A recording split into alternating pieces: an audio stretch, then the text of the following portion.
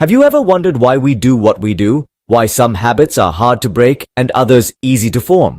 Today we venture into the mind-bending universe of The Power of Habit by Charles Duhigg. This seminal work offers a scientific lens to comprehend the enigma of habit formation and transformation.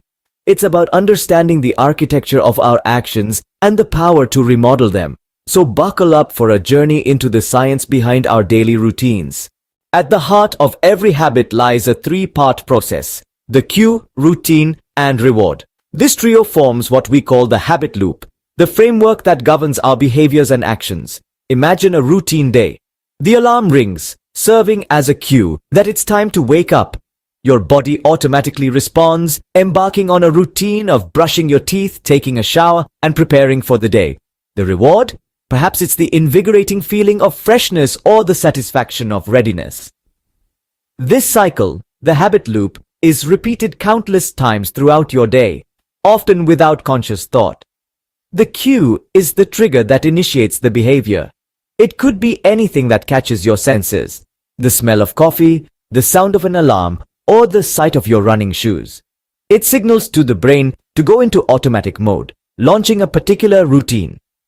The routine is the behavior itself, the action we automatically undertake in response to the cue. This could be physical, like going for a run, mental, such as problem solving, or emotional, like feeling stress. The reward is the positive reinforcement, the prize that tells your brain, this routine is worth remembering for the future. It could be the endorphin rush after a run, the satisfaction of a problem solved, or the relief from stress. Understanding the habit loop is the first step towards mastering our habits. By dissecting our habits into these three components, we can begin to take control, replacing negative routines with positive ones, and shaping our lives in the process. Our brains are hardwired to form habits, but how does this process work? Well, it all begins in a part of the brain called the basal ganglia. This ancient part of our brain is responsible for habit formation, among other things. When we perform an action repeatedly, the basal ganglia take note. Over time, it begins to create a neural pathway, a kind of shortcut for this action. The more we repeat the action, the more defined this neural pathway becomes. This is how a habit is formed, through repetition. But why does our brain go through the trouble of creating these shortcuts? The answer lies in efficiency. Our brain is always looking for ways to save effort. Habits allow it to conserve energy by automating actions we perform regularly. So, every time we tie our shoelaces or brush our teeth, it's not so much a conscious decision, but our brain running on autopilot.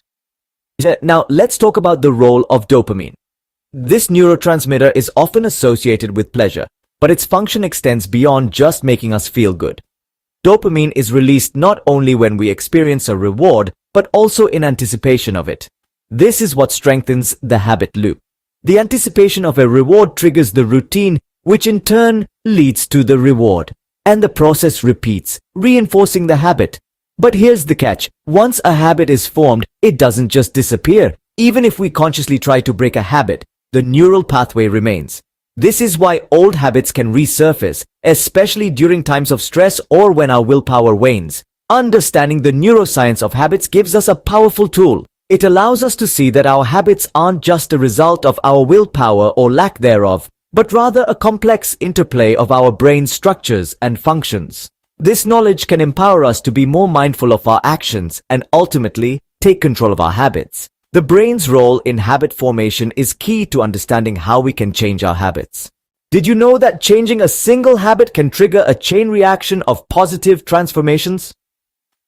Welcome to the intriguing concept of Keystone Habits. These are the habits that, when identified and changed, can cause a domino effect, leading to the alteration of other habits in our lives. They're the linchpins of our daily routines, the ones with the power to set off a series of reactions. Let's imagine our daily habits as a cluster of islands, interconnected by a network of bridges. Keystone habits are the primary islands, the ones that, if altered, can cause a ripple effect, changing the landscape of the entire cluster. They're the habits that hold the potential to reshape our lives.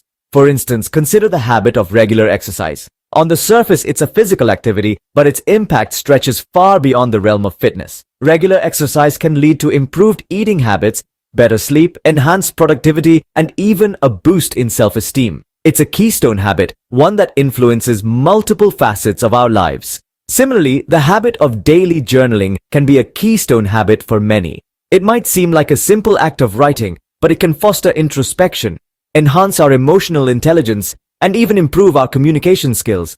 But how do we identify our keystone habits? It requires a touch of introspection. We need to analyze our routines, pinpoint the habits that seem to have a broader impact, and focus our efforts on altering them.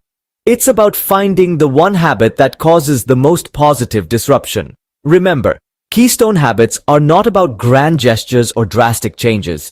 They can be as simple as making your bed every morning, a habit that can cultivate a sense of order and discipline in your life. The power of keystone habits lies in their ability to start a chain reaction, changing other habits as they move along.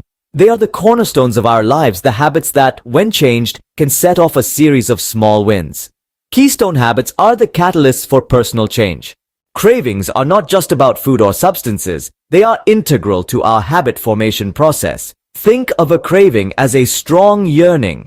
It's like a magnetic pull that directs us towards certain actions, often without our conscious realization. Now let's consider the role of cravings in habit formation. In the context of the habit loop, cue, routine, reward.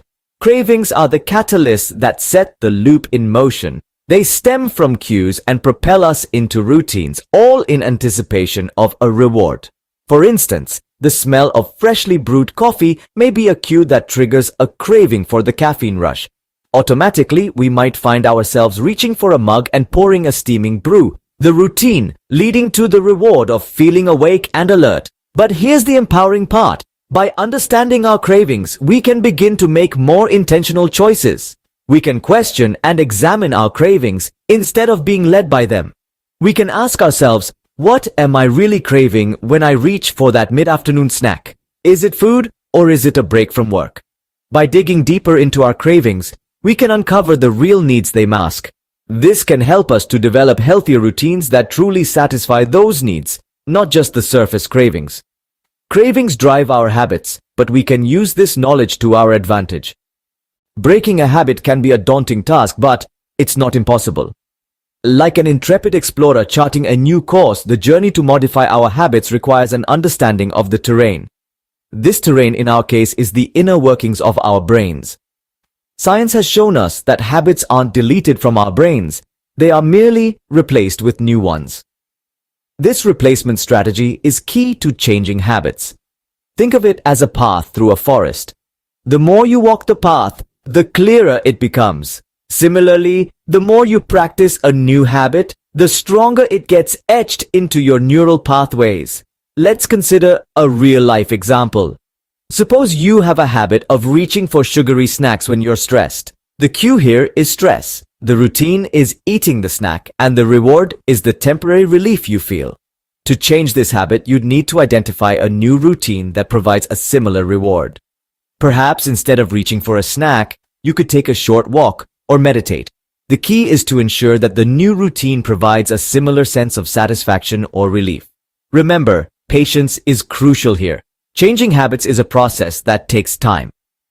It's like turning a ship. You can't expect immediate results, but with consistent effort, the ship will turn, and so will your habits. With the right approach, we can change our habits, and in turn, change our lives. Habits are not just personal. They shape our societies and spark movements. This powerful notion helps us understand the profound impact of social habits and movements on shaping our world. It's not just about what we do alone in our corners. It's about what we do collectively, as part of communities, cultures, and societies. Social habits are formed when shared routines and practices become ingrained in a community or group. For example, consider how we greet each other, the traditions we observe during holidays, or even our collective response to a global crisis. These are all social habits, formed through repetition and shared experiences. Movements, on the other hand, are initiated by shared beliefs and goals. They often start with a small group of passionate individuals who, through their actions and the power of their conviction, inspire others to join in.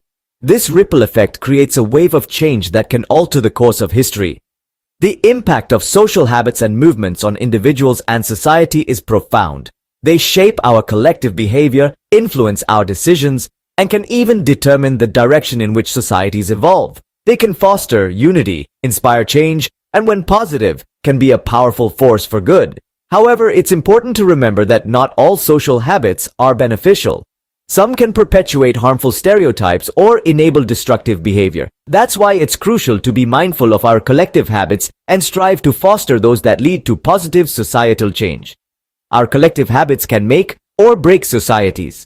In conclusion, the Power of Habit provides a roadmap to understanding and changing our habits. It uncovers the intricate cycle of cue, routine, and reward that crafts our habits and the neuroscience that underpins it. It introduces the concept of Keystone Habits and the role of cravings. This book also enlightens us on how to alter habits and the societal implications of social habits and movements. The power to change our habits and shape our lives is in our hands.